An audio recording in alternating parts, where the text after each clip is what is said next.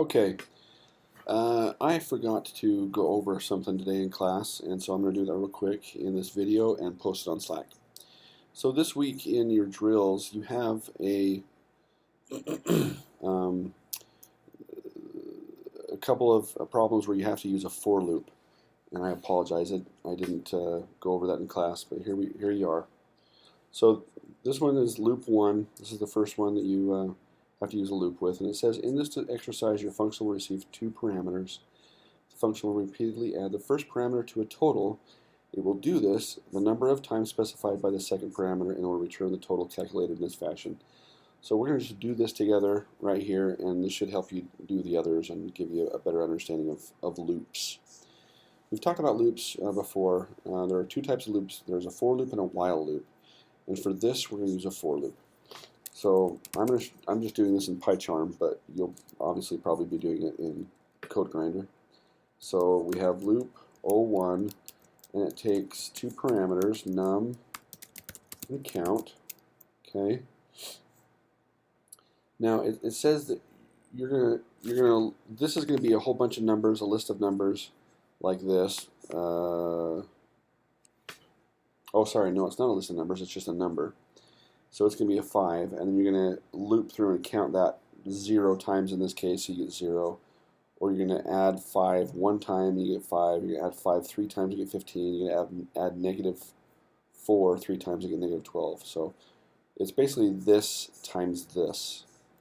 But we want you to use a for loop, not, because you could just do this, num times count, and that would actually get you the answer, but it would not teach you for loops. So that would be the wrong way to do it. So what we want to do is we're going to need to have a bucket to store things in. And that's why it says here you're going to want to have a total. So we're going to have a total variable, and we're going to initially set that to 0, and then we're going to be returning total at the end. But then in between, we want to put stuff into that bucket, add things to it. So we're going to use a for loop, and the way a for loop works is let's just do this one, and then we'll kind of dissect it and figure out what's being done here. What you're going to basically do is you're going to say for I in a range and then count. Okay. You'll notice that this for line has the colon at the end. That's a key word. That's a key part of the for loop that you need to have. And then you're going to be indented inside of it. Remember, encapsulation. So inside of the for loop, then we're going to do whatever we're doing here this many times. So for our example here, we just need to say total equals total plus num. And that is going to give us our answer. So if we ran it here, print loop01, let's pass 5 and 0. So we're going to do this example, we should get 0, right? So if I ran this, I get 0. If we run 5 and 1, we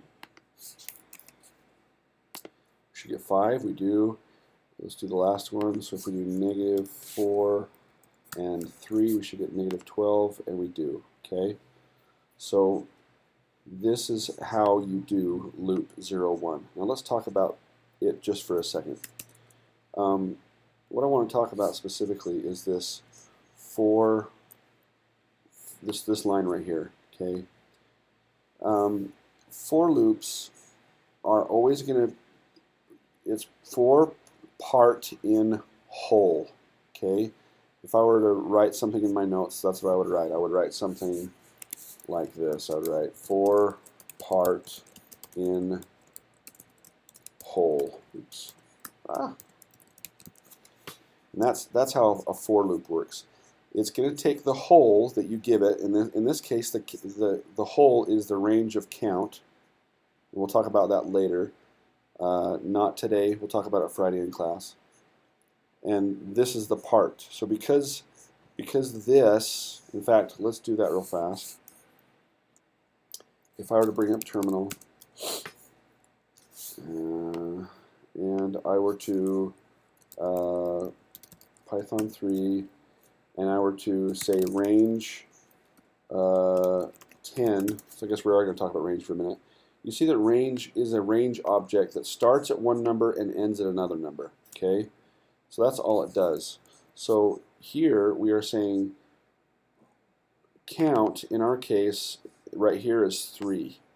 So range 3 is from 0 up to 3, so 0, 1, 2. So then I is going to be 0, then 1, then 2.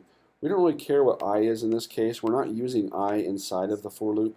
We just want to loop this many times. Whenever you know how many times you want to loop, you just put that inside of range and then put for I in front of it. Okay.